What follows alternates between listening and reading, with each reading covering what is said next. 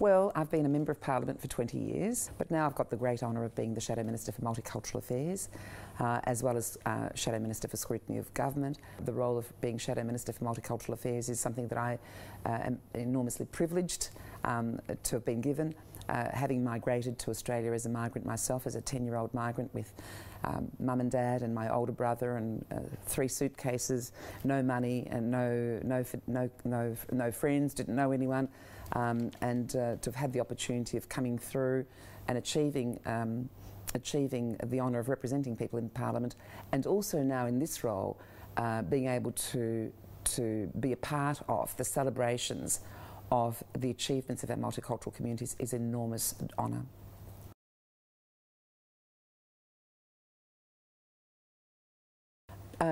I think for Australia as a modern nation, which is built on successive waves of migration, often by people from war-torn or conflicted countries, means that multiculturalism is the only way to a positive future, prosperous future.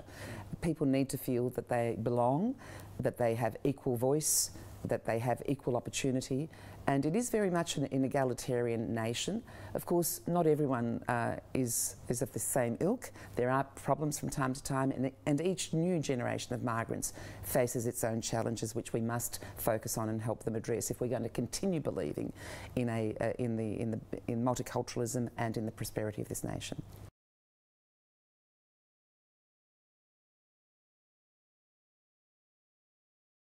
I think the big difference between the Labor Party and the Liberal Party is that the Liberal Party has always been focused on practical issues that affect people's day-to-day lives.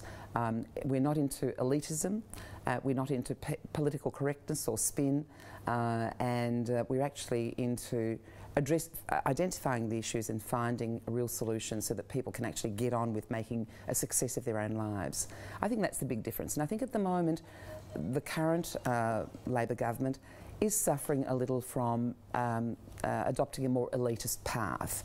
They have broadened multiculturalism in one respect to sit within its broader diversity agenda, which I think is a complex issue. I think many multicultural communities are very conservative and they want the focus to remain on their issues, on issues such as racism, on issues such as inequality or finding jobs or getting a good education or helping them with their own family issues, rather than sharing a broader agenda which is less focused on them. I think they're feeling a little neglected over the last couple of years. It's an amazing community, incredibly talented, incredibly aspirational, very focused on family, and very focused on supporting each other as a community. So I think that the challenges for government and for agencies is to understand those dynamics of the African culture and to work with it, not to work against it. Again, harking back on the CBD riots and on the government trying to understand some of these issues, they met, for example, with young people from African communities. And whilst that is important, it has taken them a very long time to actually meet with the African community leaders. And to me, it should have probably been the other way around. So what do I see? I attend a lot of events. They're certainly self-starters, they're aspirational, they value education, they value family. And that is something that I'm really excited about. And I love to go along and celebrate some of those amazing achievements that we can actually see. Even achievements by individuals of African background who've come here with nothing, with in some instances no education whatsoever, and to be able to achieve amazing outcomes in a relatively short period of time.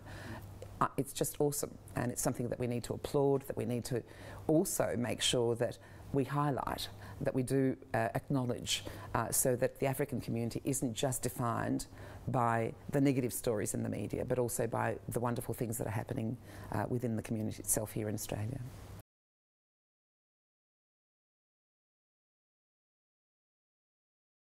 Look, I think with many multicultural communities there probably is not enough understanding or awareness of what the Liberal Party stands for.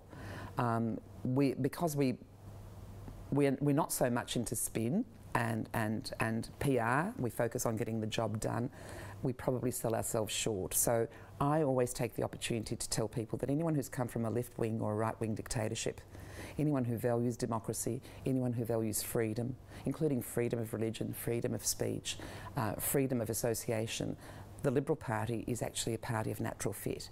We're also a party that stands for the family, for aspirations, but also believes that we also have a responsibility to help those who fall on hard times or who experience problems.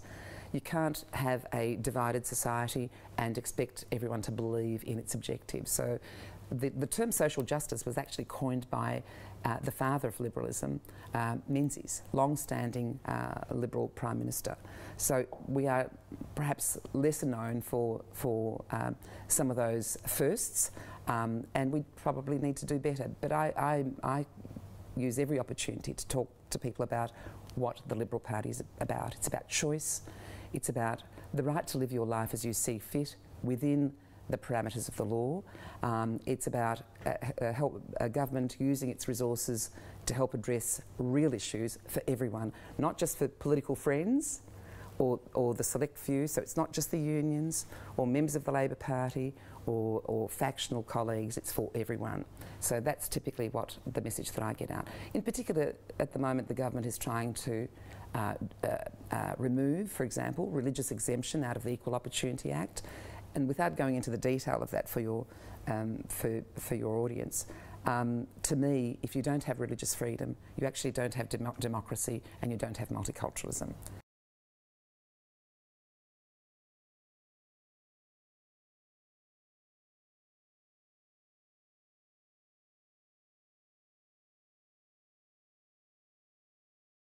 First of all, I'd like to challenge it a little. I think there are members, even members of the Labor Party in the African community who've been seeking me out and who've been saying, well, the government has been very tardy and very slow in responding and finding out, understanding our issues. So we may actually just have to turn to the opposition. And I've been happy to work with them. But I think one of the advantages that the Labor Party has is its representation through the union movement. So they have a union representative in each workplace, and they can get to migrants as soon as they, of course, are in a workplace that is unionised. We don't have the same ability to do so, so we have to find different ways of communicating.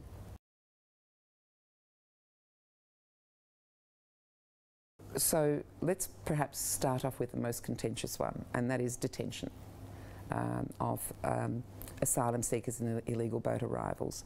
So the establishment of detention centres occurred in 1984 under a Labor government. They continued, but soft policies basically meant that people smugglers could earn a lot of money by bringing in illegal boat arrivals or promising to bring them. And in doing so, hundreds and hundreds of people lost their lives at sea.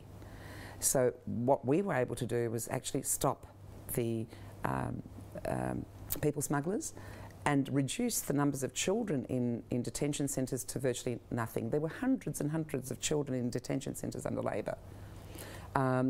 Also, when people talk about detention centres, in many instances they're actually open doors. People come and go in those detention centres and do have access to food, shelter, do have access to medical and services and so forth. I think there are lots of tough issues. Sometimes they need tough answers. But at the same time, most migrants understand the need for an orderly migration program. We do have record numbers of people migrating, but it needs to be an orderly system, and people need to be properly processed, so that we don't have people who are not screened appropriately, who perhaps may have criminal records and so on, coming in over and above people who've been assessed as refugees who are waiting in camps offshore. When you have illegal boat arrivals coming in, those who've been genuinely processed across various centres just have to wait.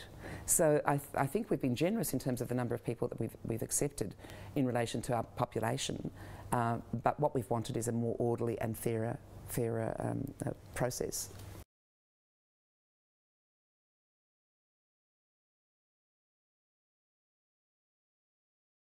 Well, I think it's much more constructive to actually identify the problems and the causes and to be able to respond appropriately rather than just scapegoating or blaming people. And sometimes the causes are evident and sometimes they're not. But I see no constructive purpose in just shifting blame or pointing fingers, but really just with identifying the issues and finding ways of trying to resolve them.